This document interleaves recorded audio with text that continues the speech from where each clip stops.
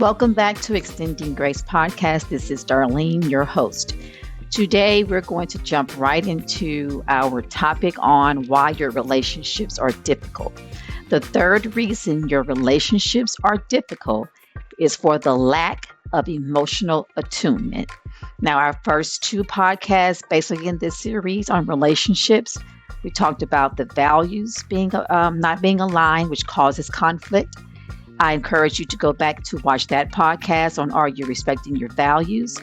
And then also watch the podcast on how to find purpose in your relationship.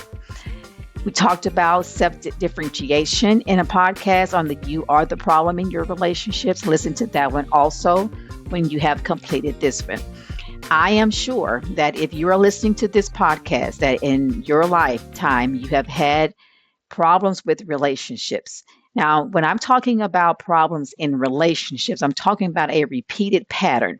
It may be in family, in your job, with significant others, friendships. When you have a significant pattern to relationship problems in different areas of life, then you want to look at this particular podcast and the past ones that we've discussed to kind of make some sense of it. There are patterns of behavior that influence all relationships, and sometimes we're able to rise above it. And there are times that we just walk through life and we learn a little bit here and there. So, my goal is to not only share with you some personal experiences. The reason these topics come about is because I have had these situations in my life. I think it's very important that we use our experiences to help others.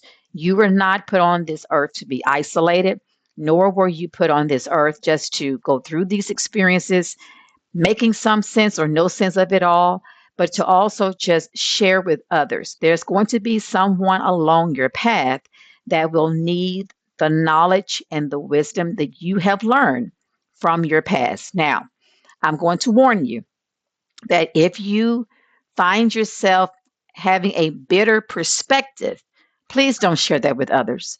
I know that we can go through some very difficult times and our perspectives will shift because of the trauma. Heal first. I'm not saying that you don't share what you have gone through and the reality of that, but heal in a way that you can help others opposed to making them feel so distrusting towards others or make them hate people or make them just not want to interact. We are built for community. When you see from the very beginning of time, God put Adam and Eve together. God made Eve for Adam, saying it is not good for man to be alone. Not only did God have Eve for Adam, he also fellowshiped together with the both of them.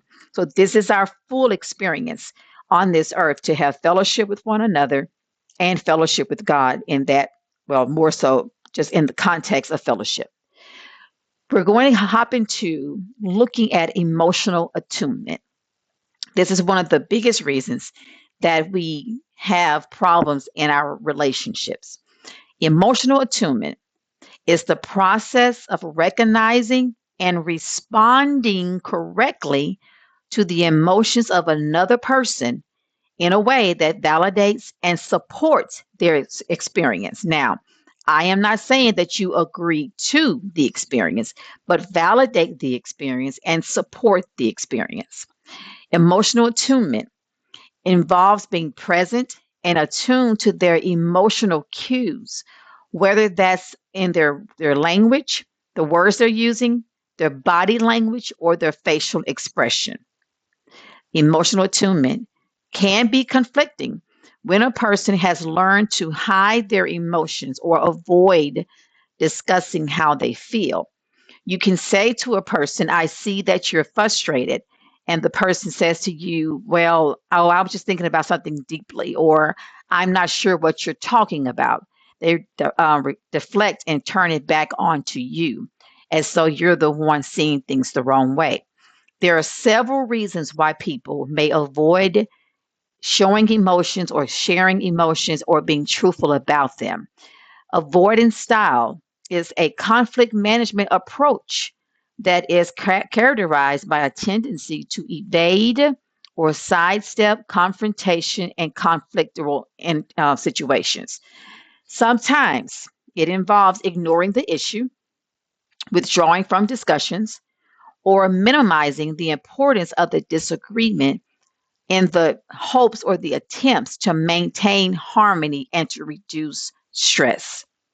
Many of us, when there's a conflict that we don't know how to resolve, especially if you have not been given conflict management skills, then you will try to cope with that through sometimes just pulling back or agreeing when you don't want to agree, or just saying, let's talk about it later, but you never actually talk about it.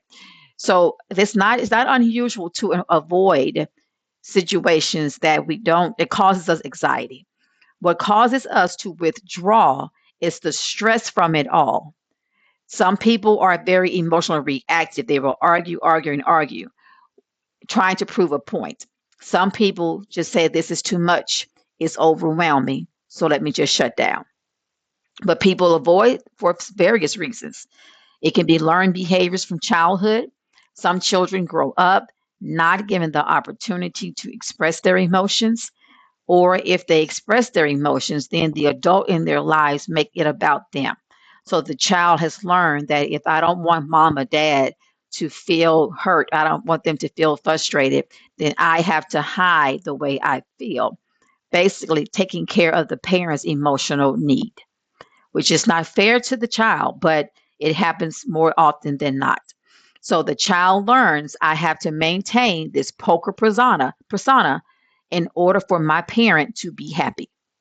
So they avoid as their way of coping and surviving.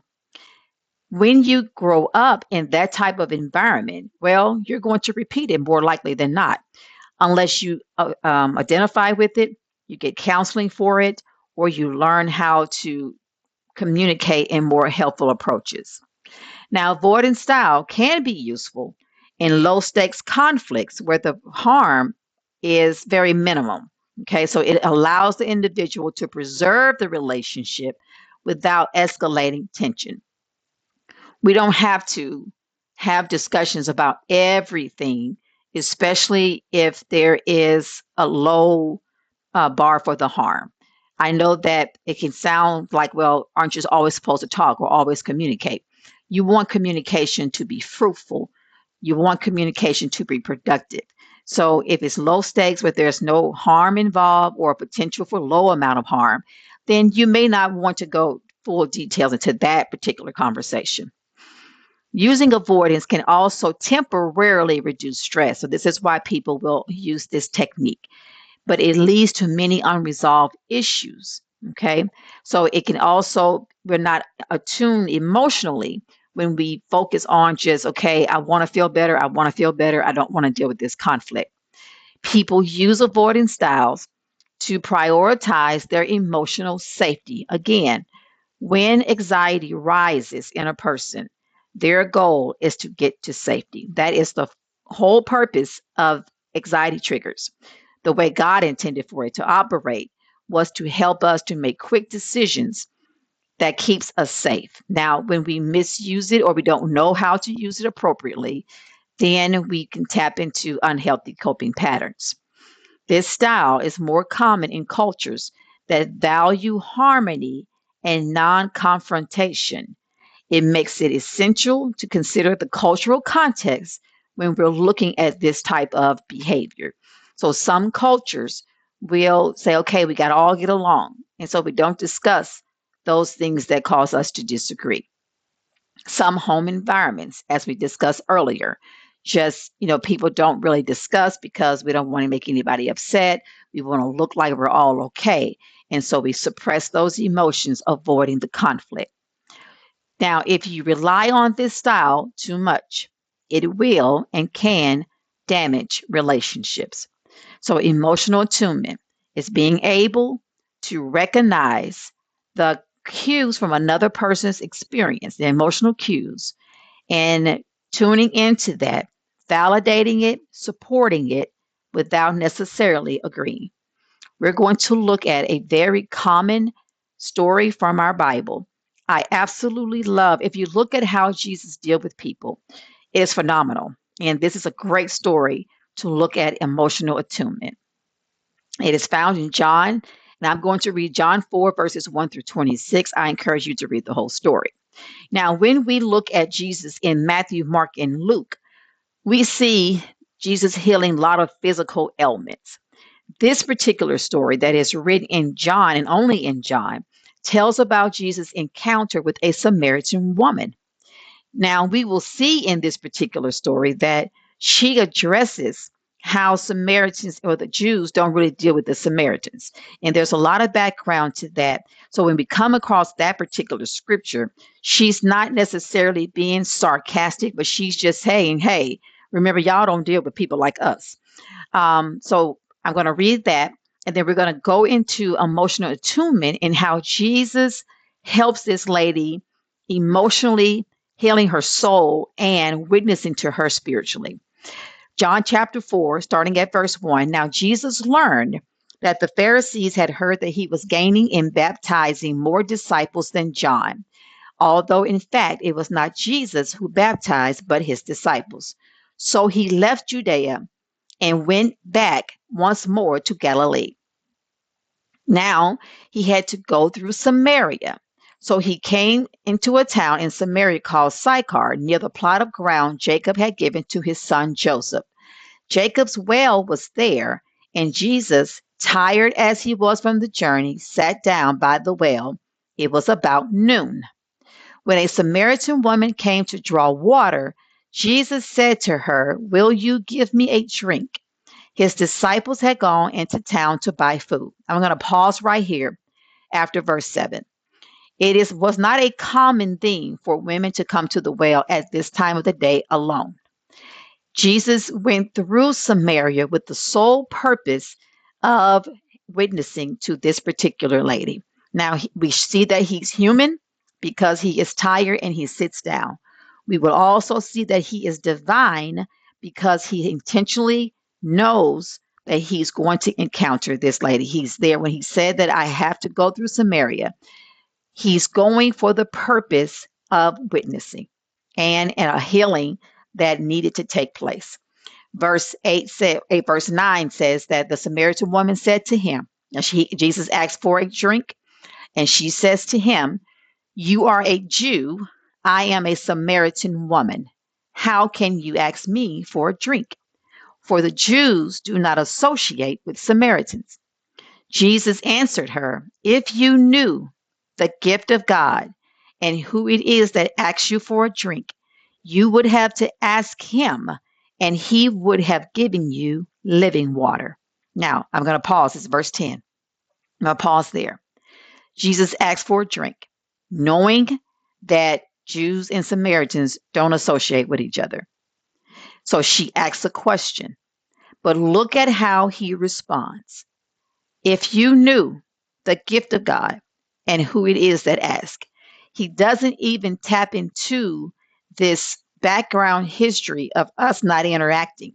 He looks past the comment and just says, if you knew. So he's getting to the core of why he is there. He's not addressing this initial comment about us not hanging out together, but sees her need.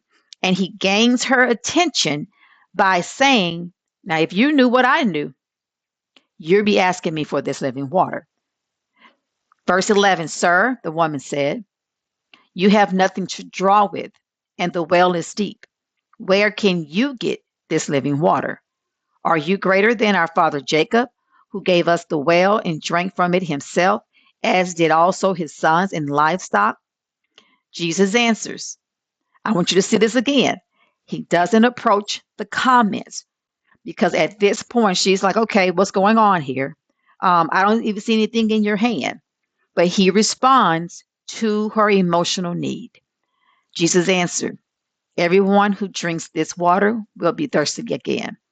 But whoever drinks the water I give them will never thirst. Indeed, the water I give them will become in them a spring of water welling into eternal life." Now he's moving into his spiritual reason for why he was there in the first place. Verse 15, the woman said to him, Sir, give me this water so that I won't get thirsty and have to come keep here to draw water. So now he's going to break into her understanding. It appears that she's somewhat rejecting it because she's not asking about the water as far as help me to understand, but just give me this water. So since you say you got something, let me not be thirsty again. He told her in verse 16, go, call your husband and come back. Now, how does that respond to verse 15 when she says, give me water so I won't be thirsty again and have to keep coming back here to draw water? Because we know that that's physically not what the physical water would do. So she's wondering, okay, now you're talking this talk, but help me out here. So he tells her, just like it sounds like out of the blue. Now she's asking for water, but then you say to someone, go call your husband and then come back. Now her reply is, I have no husband. And Jesus said to her, you are right when you say you have no husband. The fact is, you have had 5 husbands, and the man you have now is not your husband. What you have said is quite true. Listen to how she responds. Sir, the woman said, I can see you are a prophet. Our ancestors worship on this mountain, but you Jews claim that the place where we must worship is Jerusalem. She goes and she avoids the whole subject matter, what Jesus has just explained to her. You have 5 husbands. You've had 5 husbands, and the one you're with now is not your husband. Now, I don't know if anybody ever needed some help emotionally would be somebody who was married 5 times and living with the 6th man. Now, some scholars say that because of the culture, it's not necessarily that she jumped from man to man, because women were not allowed to divorce. Only the man could divorce. So it is possible that maybe some passed away. It's also possible that she had been divorced this many times.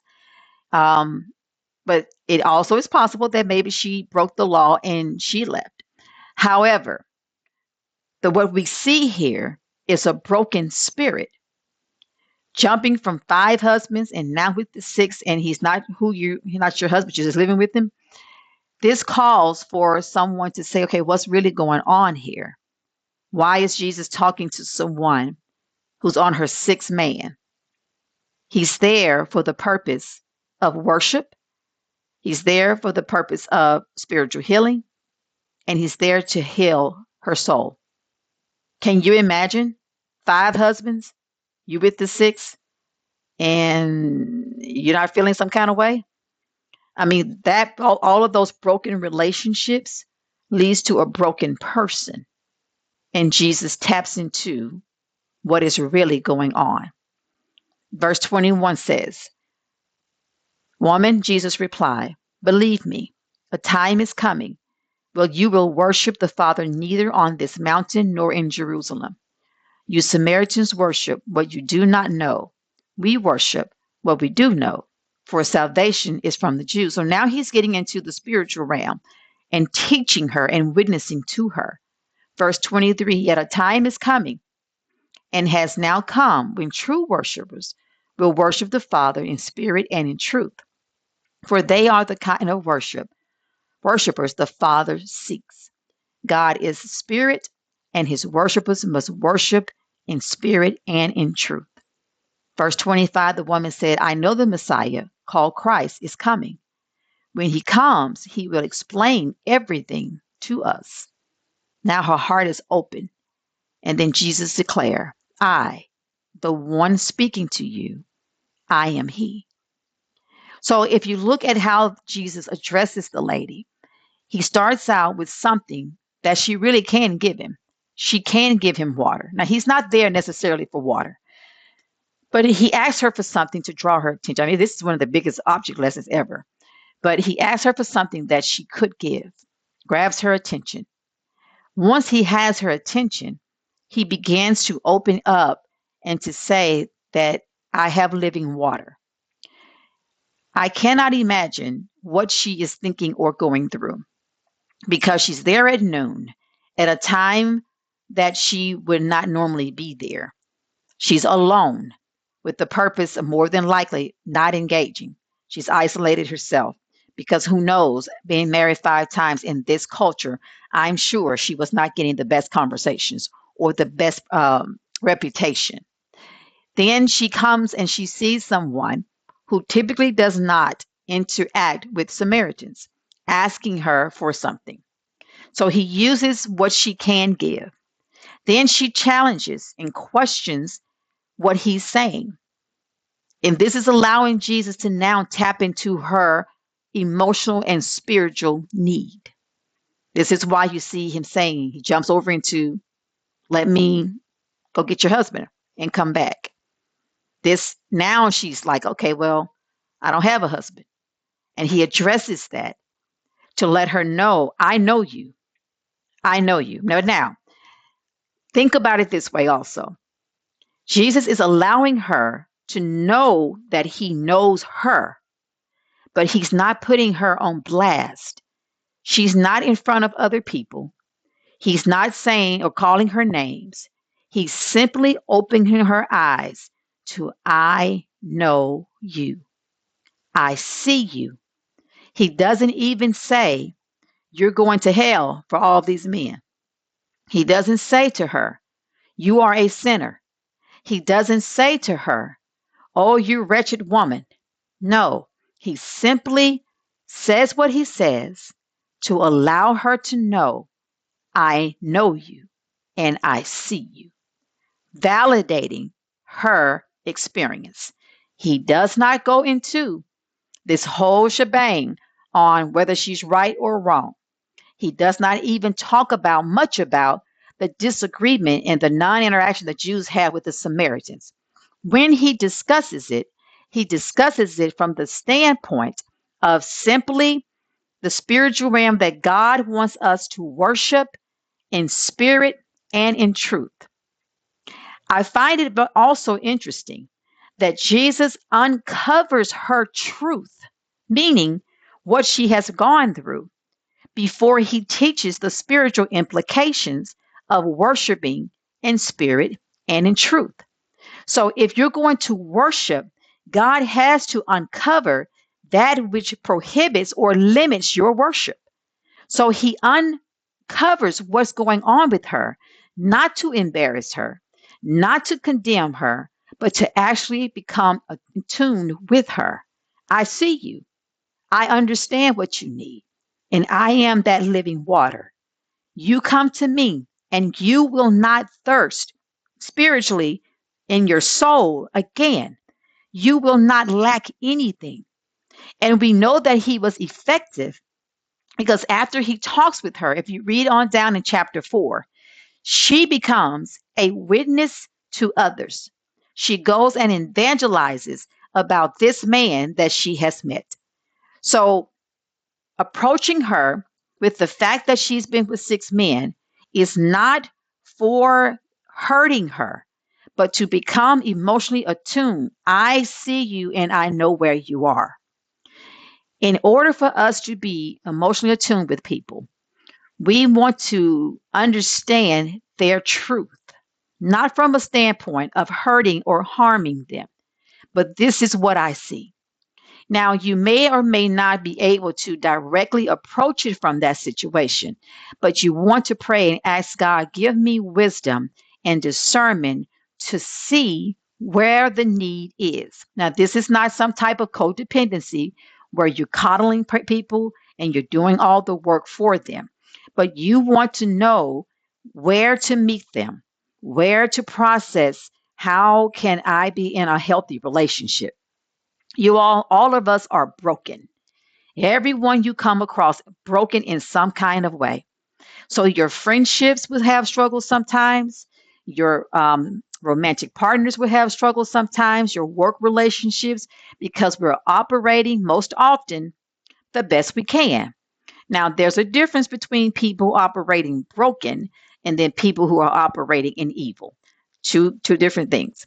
People operating in evil will constantly go against the word of God and make excuses for why their behavior is that. People that are broken will operate out of their brokenness, not necessarily always knowing, not necessarily always trying to hurt you, but they have a pattern of behavior that they've learned to cope. Now, does this mean that we stay in relationships that are broken with people not understanding or attempting to be healthy? The answer is no. However, if you decide or God tells you to, then what you're trying to look at, what is going on? Am I reaching the person emotionally? Am I helping them or validating their experience? Or am I attacking because I feel attacked? Most often, we are so concerned or we read the emotions incorrectly. We assume the emotion is about us. And so we feel attacked and we lash back out. There are different types of communication styles that people operate in. We have passive communication, which when people avoid conflicts, they typically will not express their true feelings or desires, and they walk around with unmet needs, having a lot of resentment for the person they're most closest to. Or they agree to things that violate their own desires and their boundaries. That's a passive communicator. We have aggressive communication, where a person will dominate conversations or express their opinions in ways that invalidate or ignores others' feelings. Aggressive communicators are very confrontational and they create feelings of intimidation or resentment in others. Now, this does not mean that they're going to be very loud, because I have been exposed to people who are very calm but use very aggressive language. Okay, so sometimes when you're in an environment where you're feeling some kind of way, or they're saying, like, you're wondering why they said what they said, think about or kind of isolate the words that's being said, and you can see where the communication lies. Now, passive aggressive communication expresses dissatisfaction in indirect ways. That can be sarcasm or the silent treatment. Now, this silent treatment is not necessarily where you separate for a moment to not say the wrong thing, where you agree to, okay, I'm not going to talk right now because I don't have the right words to say, or what I'm about to say is going to be harmful. That's different. The silent treatment is another way of being passive aggressive, when you decide that I'm not going to talk to you with the attempt to show you a lesson, prove you something to the person, or to make them feel lost in the relationship. It leads to confusion and many unresolved issues. You can do it, but then you're going to avoid agreeing or learning how to have conflict resolution. Now, assertive communication respectfully expresses needs and feelings without undermining others. Okay, so this is when people say, okay, this is how I'm feeling about this situation, but not trying to tell you in a way that it undermines their thoughts, their feelings, and their boundaries. Assertive communication fosters mutual respect and open dialogue. It operates on let's find a solution to what we see the problem is. So you're trying to isolate the problem without blame and criticizing the other person, and finding a solution. And you all, this takes practice for many of us, because so many of us we operate in blaming others, accusing others, or in passive language that we're trying to get a point across. But assertive communication fosters mutual respect and open dialogue. You give the other person a chance to express their needs or thoughts without making it all about you or being so emotional reactive. It is thoughtfully speaking what is best for each person, focusing on the need. So you want to isolate what the true problem is, not the person as the problem, but what the problem is. When we look at this account with Jesus and the Samaritan lady, it is very assertive communication. He respects what she's saying. He doesn't agree. He just respects how she comes across. He never condemns her or blame her or put her down for what she knows, because she is living what she knows. But he gives her the opportunity to express herself.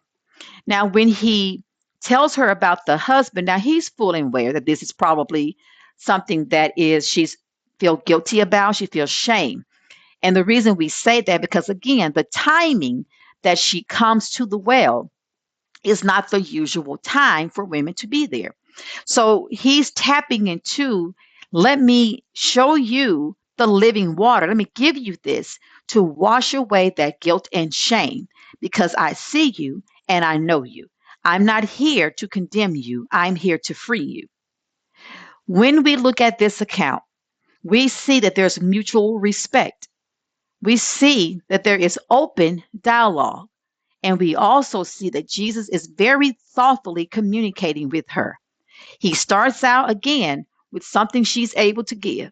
He's not asking her for the impossible. He starts out to gain her attention and to give her hope and a new life. There is a way to operate in a healthy situation. There is a way to overcome all of the barriers that you may have grown up with having poor communication. Now, communication must be thoughtful. It must be also direct, but not in a way that it hurts the person with intentions. To be emotionally attuned, you want to look at the other person, notice their emotional cues to make sure that you are giving them the respect. Facial expression and body language is the biggest percentage of communication. Now, those who have learned not to express their emotions will avoid or be not truthful about what their body language is telling them or telling you, and they may deny it. If that is the case, then what you want to do is to learn how to react in a way that doesn't make them feel unsafe. So if someone who is denying their emotions says, well, no, that's not how I feel. Oh, no, it's okay. And you can clearly see that it's not okay. You don't have to say, well, I see that you look upset, and I see that you're fidgeting, and I see that you're doing this, that, and the other. Well, you can simply say to yourself, how can I bring emotional safety to this situation? The more safe a person feels with you, the more emotionally attuned you will become.